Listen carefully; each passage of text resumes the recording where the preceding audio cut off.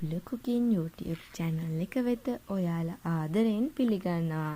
ඉතින් යාළුවනේ මගේ channel එක හොඳයි නම් ඔයාලා බලලා like කරලා මාව subscribe කරන්න. ඉතින් මම අදත් අඩු වියදම් රෙසිපියක් තමයි අරගෙන ආවේ. තේ වේලට රසවත්. මේ සඳහා අලගෙඩි දෙකක්, අම්මිරිස් කරල් කිහිපයක්, ලොකු ලුණු ගෙඩියක්, කරපිංචා, තලාගත් සුදු ලුණු, පිරිසිදු පොල් තෙල්, බිස්කට් කුඩු, ලුණු කුඩු, ගම්මිරිස් කුඩු, මීට අමතරව පිටි මම මෙතන අරගෙන තිනවා. මුලින්ම මගේ අලගෙඩි දෙක මම පොඩියට කපලා තඹ ගත්තා. ඒ තඹ ගත්ත අල ටික දැන් මම හොඳින් පොඩි කර ගන්නවා.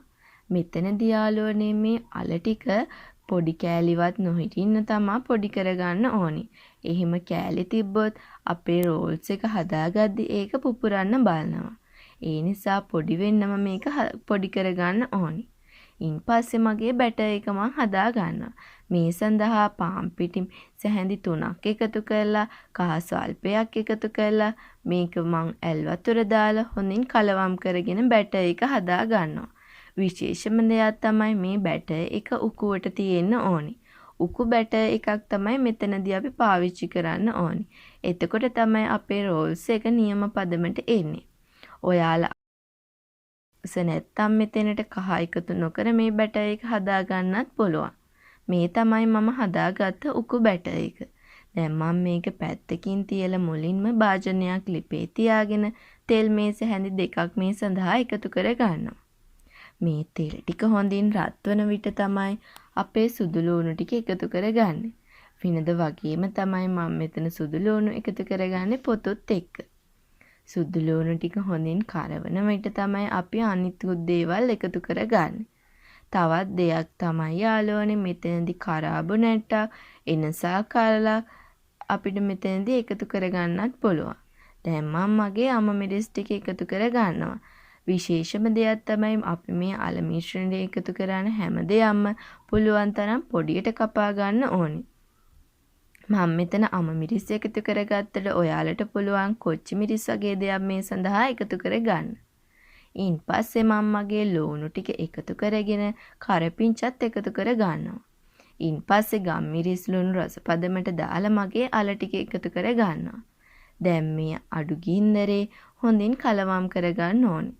ගොඩක් ගින්දර දාන්න එපා යාළුවනේ. එහෙම වුණොත් අපේ රස මේකේ නැති වෙලා පිච්චෙනවා. හොඳින් මේ අල මිශ්‍රණය භාජනයට අල්ලන්නේ නැති වෙන්න හොඳින් කලවම් කරගන්න ඕනේ. තවත් දෙයක් තමයි මේකේ තෙල් ගතිය අඩු වෙනකන් හොඳින් අඩු ගින්දරේ කලවම් කරගන්න ඕනේ. එතකොට තමයි මේකේ නියම පදම එන්නේ.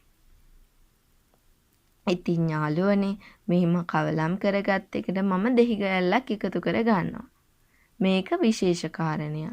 මෙහිම හදන අල මිශ්‍රණයකට දෙහි චුට්ටක් ඇඹුල් චුට්ටක් එකතු කරගත්තම ඒ වඩාත් රසවත් වෙනවා.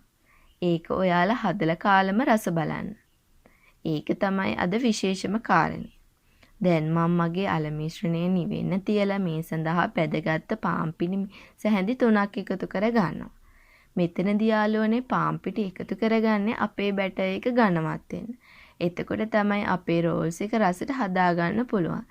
අනිත් කාරණේ තමයි රෝල්ස් එක හොඳ ක්‍රිස්පි ගතියක් එනවා. දැන් මම මේ ආකාරයට අතේ පොඩි රෝල්ස් හදා ගන්නවා.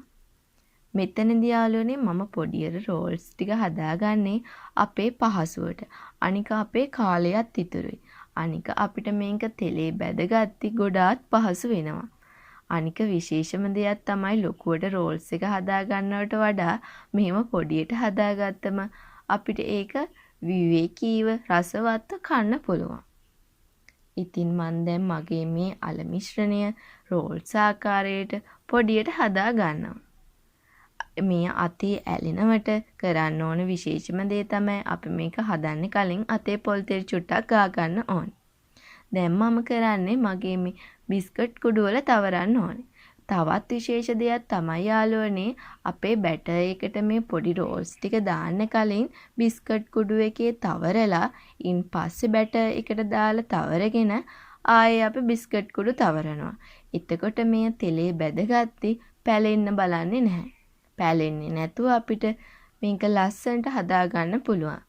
ඔයාලට බිස්කුට් කුඩු ගොඩක් නැත්නම් පාන් පිටි චුට්ටක් අරගෙන මේ රෝල්ස් එක දාලා ඊට පස්සේ බැටර් එකේ තවරලා ආයෙ බිස්කට් කුඩු වල තවර ගන්න පුළුවන්. ඉතින් ඔයාලත් මෙහෙම හදලා රස බලන්න.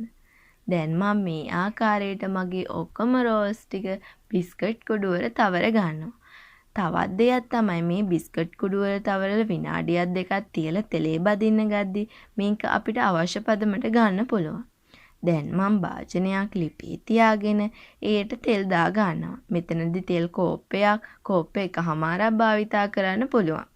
ඉන්පස්සේ තෙල් ටික හොඳින් රත් වෙනට අපේ රෝල්ස් ටික දාලා හොඳින් බැද ගන්න ඕනි.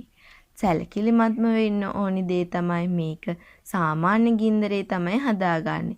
ගින්දර වැඩි කරගන්නේ නැහැ, අඩු කරගන්නේ නැහැ. භාජනේ සාමාන්‍ය තත්ත්වෙන් රත් වෙනකොට තෙල් ටික රත් වෙනවා. එතකොට ලස්සන පාටට අපේ රෝල්ස් ටික බැද ගන්න පුළුවන්. ඉතින් යාළුවනේ ඔයාලත් මේ රෝල්ස් හදලා බලලා රස බලන්න.